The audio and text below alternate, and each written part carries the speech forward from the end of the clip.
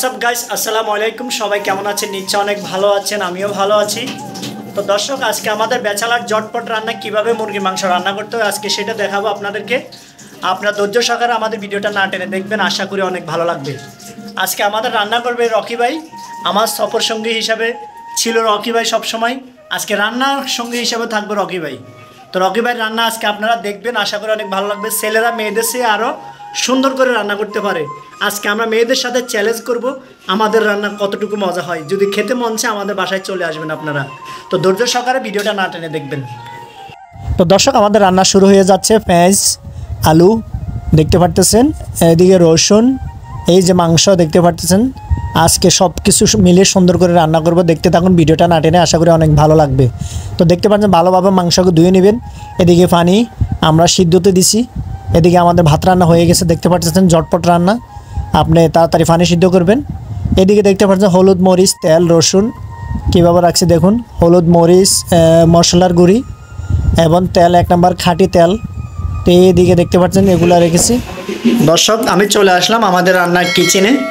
দেখতে পারতেছেন আমরা কিচেনে অলরেডি রকি ভাই দেখতে পারতেছেন একটা 2 কোয়ার্টার ফ্যান পরে অলরেডি আমাদের ভাত রান্না কমপ্লিট হয়ে গেছে, দেখতে পারতেছেন। তো এখানে নিচে সিরিয়াল বাই সিরিয়াল দিয়েছে, দেখতে পারতেছেন। এগুলো সব আমাদের ভাত তরকারি। আমাদের কিচেনটা অনেক সুন্দর, দেখতে পাচ্ছেন কিচেনের কত সুন্দর টাইলস লাগানো হয়েছে।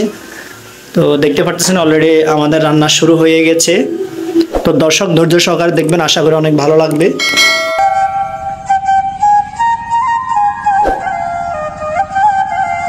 তো দর্শক, এখন দেখতে পারতেছেন মরিচের গুঁড়ি, হলুদের গুঁড়ি এবং মশলার গুঁড়ি। এদিকে দেখতে পাচ্ছেন যে পাতিলে রান্না করবে, পাতিলটা একটু শুকাইছি যাতে নিচে কোনো পানি না থাকে। এদিকে দেখতে পাচ্ছেন মাংসগুলো ফার্স্ট টাইম মাংসগুলো আমরা সিদ্ধ করব। যেহেতু যদি মাংসের মধ্যে কোনো ধরনের জীবাণু থাকে, রক্ত থাকে, সেজন্য আগে ভালোভাবে আমরা ধুয়ে নেব। ধুয়ে তারপর গরম পানি করব, গরম পানি করে সেখানে আমরা মাংসগুলো দেব। মাংসগুলো দেওয়ার পরে এগুলা একটু সিদ্ধ করে নেব যাতে এখানে ময়লাগুলো চলে যায়। দর্শক দেখতে পারতেছেন আমরা এখন রসুন দিয়েছি, পেঁয়াজ দিয়েছি, তেলের মধ্যে আমরা এখন এগুলা ভাজতেছি। এখন আমরা পেঁয়াজ দিচ্ছি, পেঁয়াজ দিয়ে তারপর আমরা এটাকে হালকা লালচা করব, লালচা করে নেব। দেখতে পারতেছেন এখন লাড়তেছি, ভালোভাবে সুন্দর করে লাড়তেছি। কত সুন্দর লাল হয়ে গেছে, দেখে একদম খুবই ভালো লাগতেছে, দেখতে পারতেছেন। এখন আমরা হলুদের গুঁড়ি, মরিচের গুঁড়ি এবং মশলার গুঁড়ি আমরা এখানে দেব। দেখতে পারতেছেন এই যে মরিচের গুঁড়ি 1 চামচ, 2 চামচ, 3 চামচ। এখন আমরা মশলার গুঁড়ি 1 চামচ, 2 চামচ, একটু হালকা কম দেব, 3 চামচ। আর একটু দিচ্ছি 4 চামচ, পুরা নয় 3 চামচ ধরে নেবেন। হলুদের গুঁড়ি 1 চামচ, 2 চামচ, 3 চামচ দেব হলুদের গুঁড়ি, 2 চামচ, আর 1 চামচ, 3 চামচ। আমরা এখন মশলা একটু কম দিয়েছি, রান্না প্রায় শেষ প্রান্তে, তখন আমরা আরেকটু মশলা দেব যাতে একটু ফ্লেভার থাকে, একটু গ্রান থাকে, যাতে খেতে খুব মজা হয়। দেখতে পাচ্ছেন পুরো লালচা হয়ে গেছে একদম মাংস কালার। একটু পানি দিয়ে দিলাম, পানি দিয়ে এখন আবার লাড়তেছি। দেখতে পাচ্ছেন কালারটা কত চকচকে সুন্দর হয়ে যাচ্ছে, দেখতে পারতেছেন। মনে হয় যেন গরুর মাংস, সেম কালার এরকম থাকবে। ওয়াও, দেখতে পারতেছেন অনেক সুন্দর কালার চলে আসছে। এরকম কালার হতে হবে, তাহলে আপনার খেতে মন চাইবে। যেটা দেখতে সুন্দর সেটা খেতেও ভালো লাগবে।